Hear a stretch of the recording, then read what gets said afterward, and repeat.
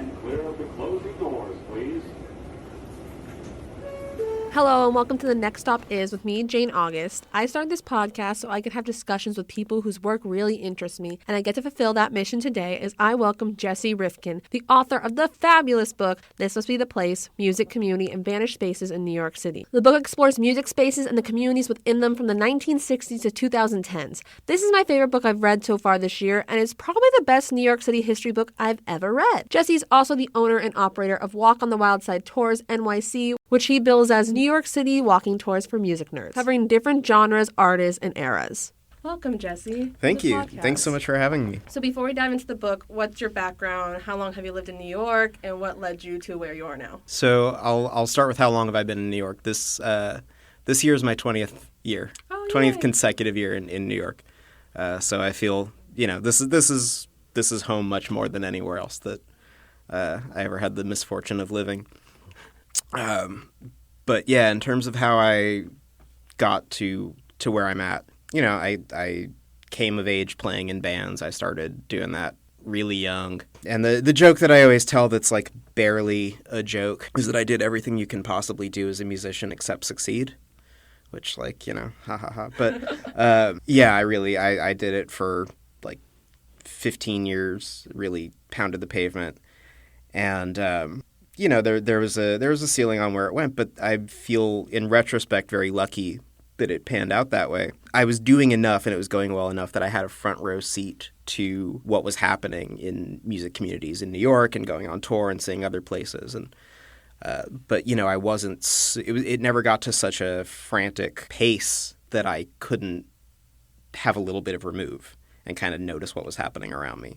So I got to have this really almost analytical relationship to the experiences that I was having as a musician. And yeah, I was in a bunch of different bands. I tried a bunch of different things, and life comes at you fast.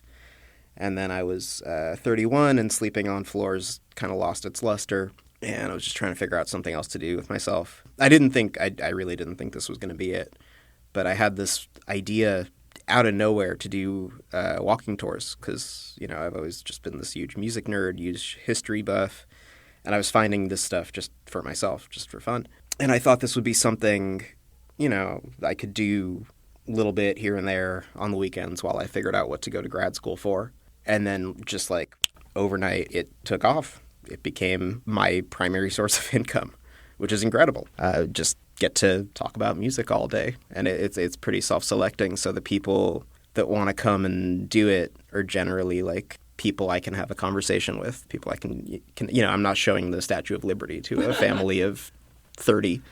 It's very comfortable. Yeah, different use of your tour guide license. Mm-hmm. For sure. So how did this book come to you? Because it's probably much more in depth than your walking tours. Yeah, I mean it's funny. It came in a very roundabout way through, not even really through the tours, but through Instagram, where I was just posting stuff, music history stuff. And somehow the Peter Joseph, who ended up being the editor of my book, found the Instagram and reached out to me in the fall of 2019 and was like, hey, have you ever thought about turning this stuff into a book? And I had. It just had not occurred to me. The tours that was enough work as it was. And then some stuff happened in the spring of 2020, and I had time.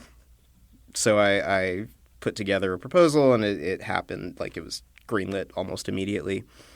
And again, I'm very lucky to have had that happen when it happened. Not just because it gave me all of this time and space to do the work, but because it, I think, gave me access to interview a lot of people that I would not have had access to if they could have been on tour. A lot of musicians were stuck at home and bored and happy to talk to anybody. How many interviews did you do for this book? 140. Wow. Mm-hmm. And how many made it in? Oh, God. Over 100 for sure. Yeah, I don't think there's that many that I didn't end up quoting at all. Were there any any people that you tried to get that you couldn't, or vice versa? Oh, yeah. No, I sent out probably 400 emails. And so these were the 140 people that wrote back. But, you know, there are definitely some people that I who were really central to the narrative who I had to write around because they didn't want to do it for whatever reason or they were inaccessible. And there were also just some people where I, you know, it was like sort of a fanboy fantasy of like, you know, I'd really love to talk to Doug Yule from the Velvet Underground. Like, I wonder if he checks his email. I don't know that he does. How long did it take you to write and research? So you started in 2019. Did you take anything from your tours that you already had researched? Yeah, so it sort of becomes a hard question to answer because I had done a lot of research for the tours. But then when the book arrived, you know, suddenly I was building on all of this research I had already done. Part of the initial process of writing the book, honestly, was just saying the tours out loud to myself into a microphone and transcribing it. But then, you know, beyond just the interviews, I was going through a lot of old copies of the Village Voice, you know, a lot of weird, incredibly specific information about property values, things like that. And there were a lot of little tidbits that I learned that directly contradicted things that I had been saying on tours because the conventional wisdom ended up being sort of undercut. And so now I definitely know exactly what I'm talking about, you know? That's awesome. And so the book covers 60 years of music history, starting from folk in the 60s and ends with everyone moving to Williamsburg and Bushwick in the 2010s. You cover the waves of punk and loft jazz and disco and briefly hip-hop. Was there one chapter or scene that you were most interested in writing and research? And do you have like a favorite chapter in the book? Yeah. So there are two that really stand out in my mind as the ones that I was really, really excited about and really, not that I had to fight for them, but that I really advocated for. The first was doing a chapter about the anti-folk scene, which could have very easily been condensed and folded into a different chapter. But just the longevity of that community is so extraordinary to me. And you know, it produced some people who are incredibly successful and famous, but part of that longevity has come from the fact that it is very small scale. Mm-hmm. And so there's not, you know, you certainly couldn't sell a book, I think, that was just about the history of anti-folk. It was sort of a weird thing to want to highlight in that way, but I think it's just such an incredible, incredible community that I really wanted to advocate for as like an essential part of New York City music history, even though it kind of gets overlooked a lot. So there was that, and then I was also really excited to write the last chapter in the book, which is about Williamsburg and Bushwick, in no small part because that's what I got to live through, you know. Mm-hmm. That's in the early 2000s, 2010s, like all those Todd P. shows, those places like Death by Audio and Silent Barn and Glasslands. That was where I spent my youth. I knew a good number of those people, and I really wanted to make a case for it as part of this larger continuum of music in New York City, and sort of like a continuation of this downtown culture that a lot of people sort of kind of write off post Giuliani or post 9/11 or post whatever. I really wanted to be like, no. Look, it's still happening. It's still a thing. It just scooched over a little bit. Yeah, just crossed the bridge. Yeah, exactly. Just took the L train. Right. So I really had to like kind of actively suppress my own nostalgia and preferences working on that chapter, you know, and just try to be a little more analytical about it. But I really wanted to do that. And then in terms of just a chapter that I'm really, really proud of, there's a chapter about Alphabet City that kind of goes from the 60s up through the late 80s. It's a roller coaster. Yeah. That was my favorite one to write, for sure. I was like, the reason that punk is the aesthetic it is because the Puerto Rican kids kept like going to beat up the white kids who were moving in. Yeah. Like, yeah. And you know, just that people talk about that neighborhood as though it was this like tabula rasa situation because it was, you know, an open air drug market and whatever. But it was not. There was very much a pre-existing community that was, you know, that had their own creative expressions and that had their own places that they congregated and that were like not super thrilled that a bunch of drunk 14-year-olds were coming and fighting at 4 a.m. on their stoop. The one about disco in the loft, and that one in Paradise Garage, that one just blew my mind. Oh, the yeah. entire story. Yeah. I think in my book, I was like, this might be the craziest chapter of a book I've ever read. Really? Oh, yeah. I mean, that community, those communities really are just so incredible, too.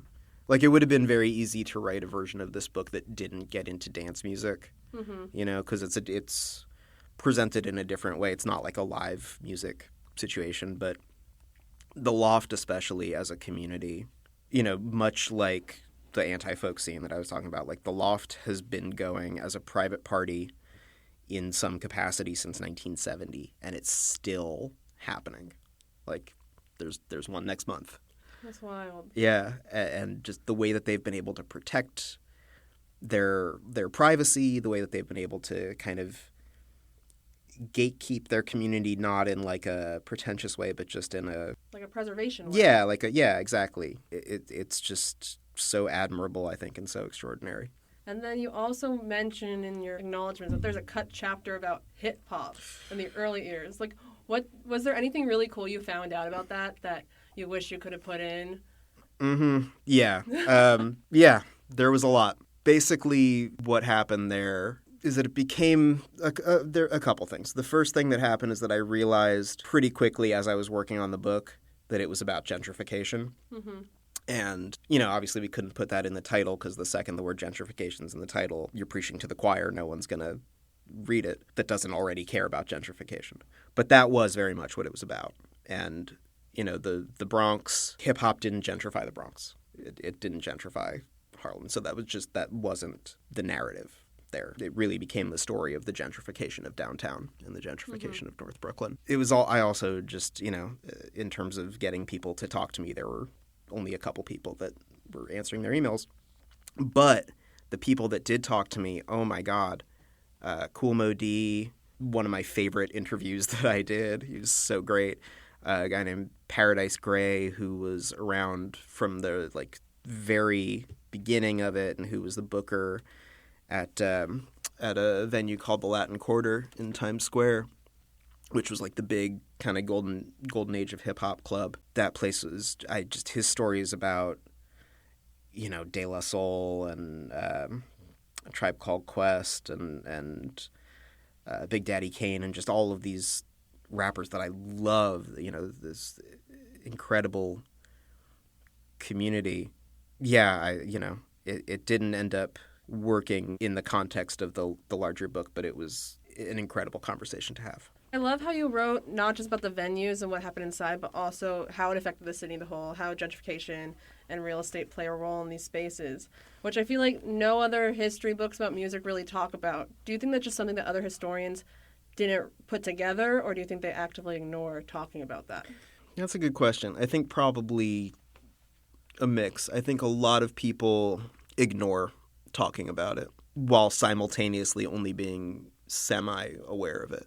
You know, the people who tell these stories generally tend to be people either who were there, who then, you know, they don't want to self-incriminate or they don't want to incriminate their friends, and they want their memories and their experiences to have been pure and you know, just this beautiful moment in time. You know, or it's people who are really enamored with these things that they didn't get to experience, and so they really want to, you know, kind of put it behind glass as just this like this amazing thing, and that's not reality. That's not how the world works. You know, everything is complicated. Every decision that you make impacts other people, and you know, I think. Not to like quote myself, but there's a line in the book that, you know, to construct new genres and new music communities, something else has to be removed to make room for them, and that's just the raw truth. But I think people, I don't know, if they kind of stop and see that happening while they're doing it, then like it's going to stop them from doing it.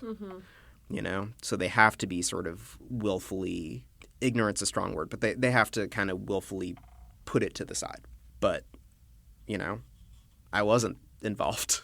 And I'm, I guess, enamored with this stuff and that I like the music, but I don't know, it was very important for me to remove it from that pedestal and to kind of assess all this stuff as like real people in the real world and how does this stuff really happen? Because, you know, if you look at it that way, then we could like learn lessons from it and move forward and try and do it again and do it better and what have you, rather than just being like, well, you know, it's done.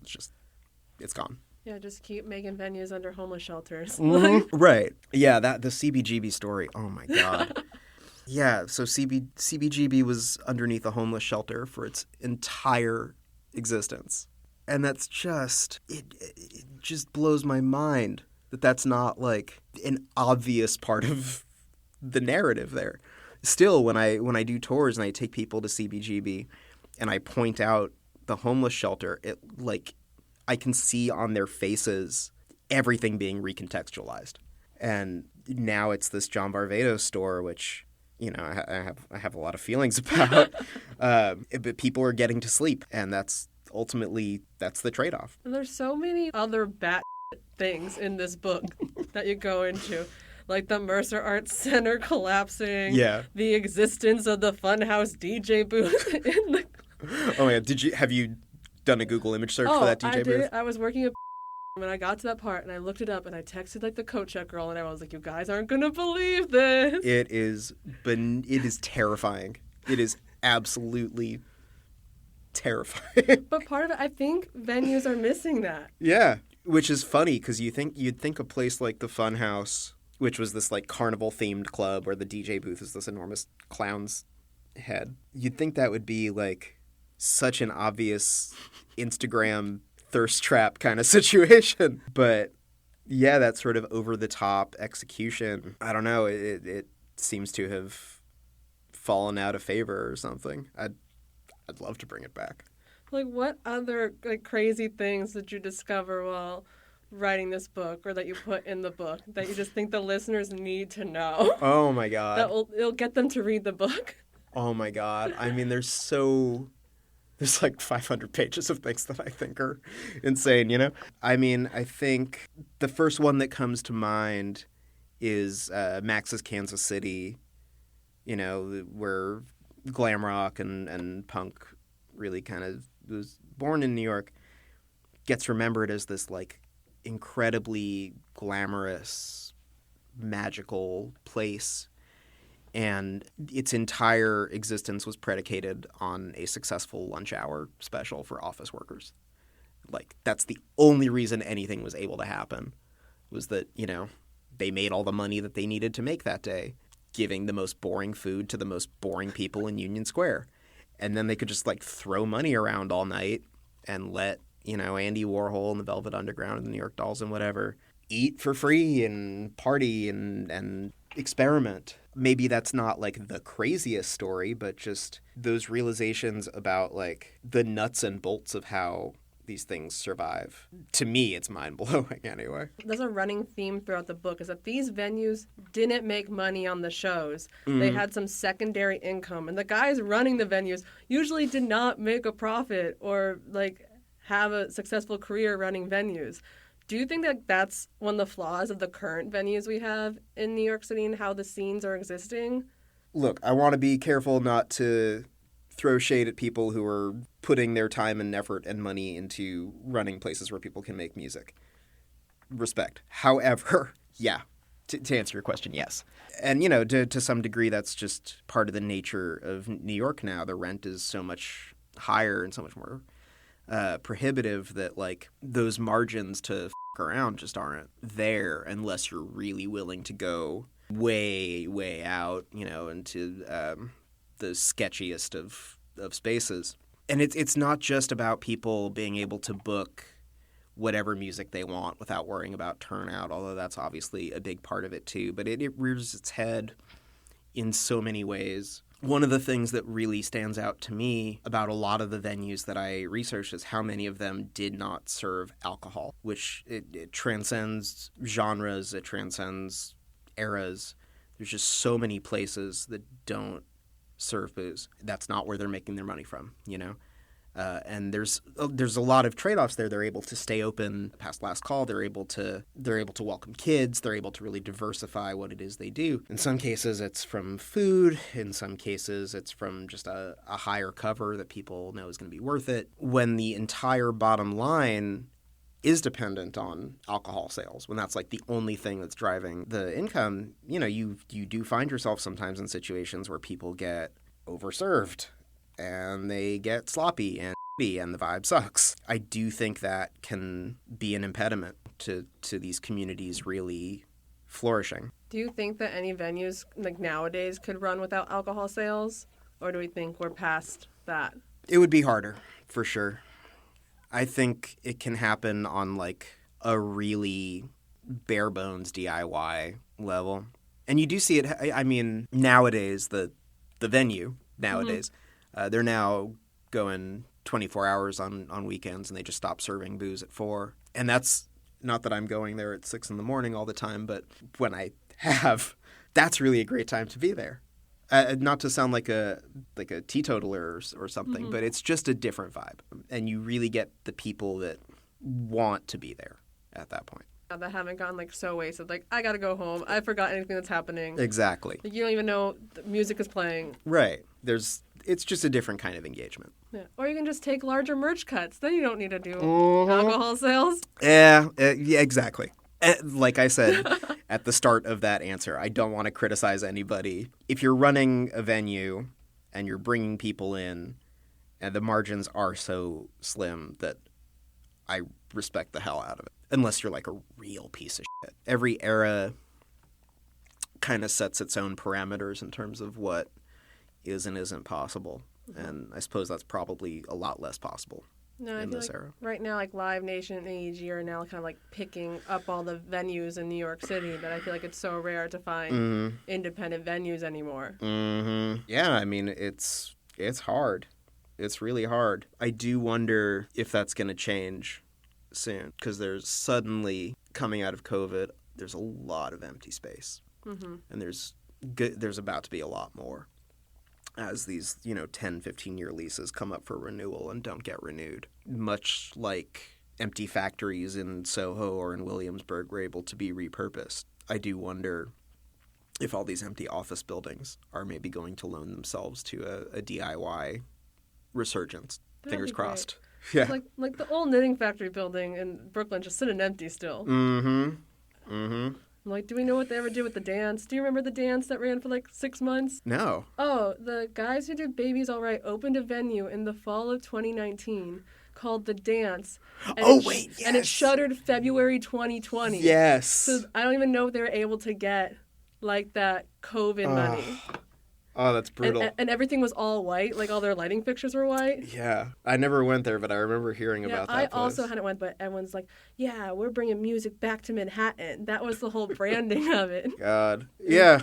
But I mean, yeah, Manhattan now is a very different situation than Manhattan in 2019. Talk about people that I really admire who are really going for it.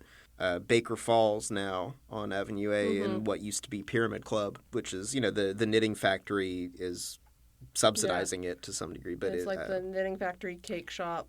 Yeah. Like, this hybrid that we didn't even know could happen. But yeah, I mean, Nick Bodor, who used to co-own Cake Shop, is running that place now. And I admire Nick so much. And he's really put a lot of heart into that place. And you can tell, and people are coming to Avenue A, where like every 21-year-old in the tri-state area is puking, and it's a nightmare, and it doesn't matter. It's a good enough venue that you'll suck it up. So what do you think makes a good venue? There's so many different kinds. Like you can look at two great venues next to each other that have nothing in common, at least in terms of what specifically is being done or how they're built. But I think it really is just, I'm going to sound kind of corny, but it is about heart. When you talk about these places where the people running them weren't making money, that's sort of one way of looking at what was happening. But really what was happening is that just that wasn't the priority. These were people that wanted to facilitate music and facilitate communities in that way. That was what they cared about. And by that metric, they were wildly successful. People who really get a lot of pleasure out of being a patron of the arts, whether it's Hilly Crystal at CBGB, where like that club didn't turn a profit for 6 years, and he's subsidizing it with a moving business during the day, and he's letting all these bands that really suck keep playing there until they're good. Or even just in terms of Sidewalk Cafe, where the anti-folk scene ends up concentrating for a long time. The guy that owned Sidewalk Cafe also owned the building and was making enough money from the restaurant and presumably from the upstairs rent and whatnot. And he just kind of enjoyed having this music scene there to a degree that he was willing to let everything kind of slide. And that place only ends up closing when he retires. It's not like they got priced out or anything. It's their existence was just because this one property owner got something emotionally out of having this venue there. Do you think there's any venues now that are like actively cultivating a scene in New York City? Or are we still kind of a little lost right now? I'm probably the wrong person to ask because I'm less on the ground than I used to be. The sort of punchline too is that because I do walking tours on the weekends, it's a lot harder for me to have late nights the way I used to. But I think there is stuff. There are really cool places. There are small spaces. They're really spread out. I don't know if you saw there was this meme going around, I think it was like last week or something, where it was like March Madness brackets, but for DIY venues in Brooklyn. Taja from the band Lorraine was sharing it. And just seeing it laid out that way, like there's this many places and they're all pretty good, at least, And there are so many resources, there are so many ways for communities to come together now, but also to really protect themselves. And so, a lot of this stuff ends up being a little less on the radar. They have to be a little shadier, the sort of ask a punk kind of situations. But more than any specific one, that's the thing that really knocked me out, was just seeing that list, that there's that many places in this city where ostensibly this stuff, quote unquote, can't happen anymore. It's happening. It can happen. People are doing it. You just have to want to do it. Are there any like New York City bands you're really into right now, like that you think would be worthy of being in the book if there was like another chapter about what's going on now? Oh man, yeah. The band in New York that I'm the most excited about at this point, they're now getting a degree of success where to be like they're my favorite band in New York, it's almost a little obvious. But Water From Your Eyes, I think, are just spectacular. I think they're very much in that Sonic Youth, yeahs kind of lineage, but really very contemporary. Who else? I like Bodega a lot. They're really good. I don't know. A lot of the stuff that I encounter that's really exciting in New York at this point tends to be more dance music than rock music. And I think that there's a very obvious logic to that because the economics just are there for dance music in a way that they're not for bands. It's so much cheaper to make that music on your computer at home than to rent out a practice space and buy new guitar strings every week and whatever.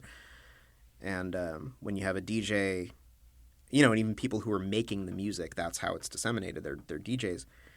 People stay at the club for longer. They go to the bar the whole time. It's not just like get a beer, watch a band kind of situation. So that stuff is really, really thriving. And they're like, in terms of DJs and parties right now, the Love Injection guys are fantastic. Muscle Cars are fantastic. Toribio's fantastic. Peer Pressure is fantastic. Yeah, Peer Pressure by my friend Matt and Drew Beck. They're great guys. Just going to these parties feels really vibrant in a way that going to a club to see a band in the city at this point often isn't, even when the band is great. Because there's just there is that hurdle of difficulty, I guess. Do you have a favorite venue in the city that you just love going to see shows at? Yeah, I love TVI. TVI's just great sound, great vibe, consistently really good booking. I really like, in terms of, nowadays, which I mentioned before, in terms of like going dancing, that's just an unparalleled place at this point. One of the things I really love there too is that you can't use your phone on the dance floor, which it just makes everything like so much better. Oh my God. I wish more places would do that. That's the other thing too with watching a band versus a DJ is like now you watch a band and like everyone has their fucking phone out. If you're stuck in the back, you're watching it through someone else's phone. Exactly. If you're in the second row, you're watching it through someone else's phone. And you take your phone out and you take a photo because you're a human being, and your photo has like 6 other phones in it.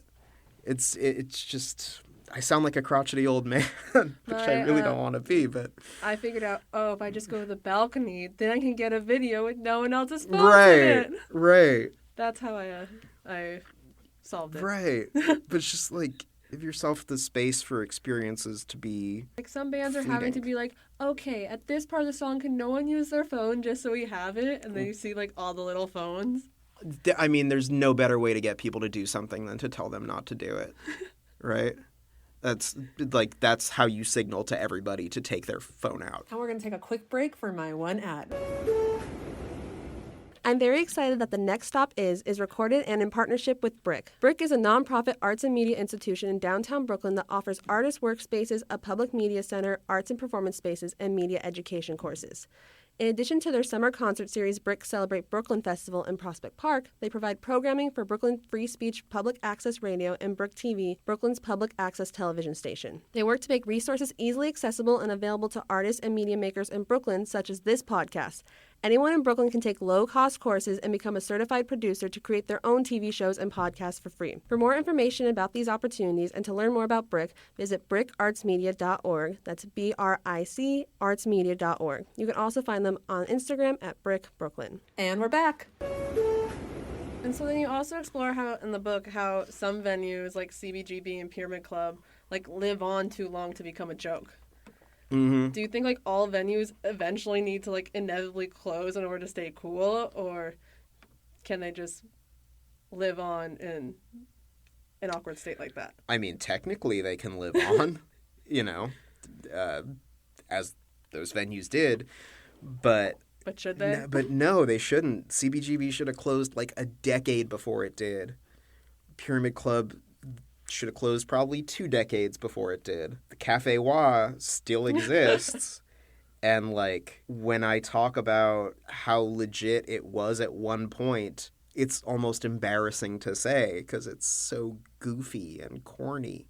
No, this stuff is very much about a moment. Every venue that becomes an incredible venue, it happens because it speaks to the specific needs of that time and of that neighborhood and that community. And the second one of those things shifts, it's just different.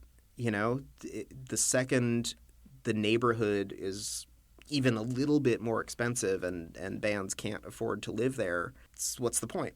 Mm-hmm. One of the people that I interviewed for the book, this guy Rudolph Piper, who is best known for owning Danceteria. But I think that's something that you really see with his story is that he goes from club to club to club to club, and they very much change with the times, not necessarily for the better, but he was just very, very clear-eyed about, like, when a moment has passed. Once it is, you have to just kind of wash your hands of it before you let it lapse into parody. Mm-hmm. He left Danceteria, and it, like, before it closed, and it did absolutely lapse into parody almost immediately. Is there a good way we should immortalize these spaces? Because everyone seems like so hung up on certain things. Like, what's the best way that we can like celebrate and not do the whole put a plaque on stuff or continue wearing your CBGB shirt to the Newark restaurant? Oh God, that Newark restaurant. That closed, thank goodness. But did you see that for yourself, the CBGB restaurant? No, because I don't go to the Newark airport. No, why would you? I went there once. I'm a JFK girl. Yeah. Oh, It's so terrible. Everything about it. The one time I was there, it was, I think, what's his name? Spencer Pratt from The Hills was eating a burger and taking a call on his Bluetooth.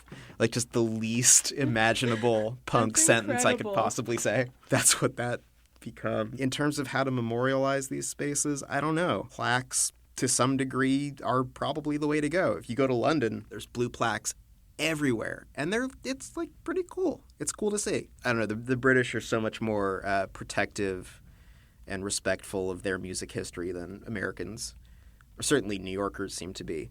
So there's like, you know, there's plaques everywhere David Bowie ever sneezed or whatever. Why do you think like the city and like I guess the city historians haven't focused a lot on music history? Well, I mean, there are a lot of historians who have talked about music in the 60s or the 70s, you know, once so much time has passed that it becomes this sort of long gone golden age that you can romanticize.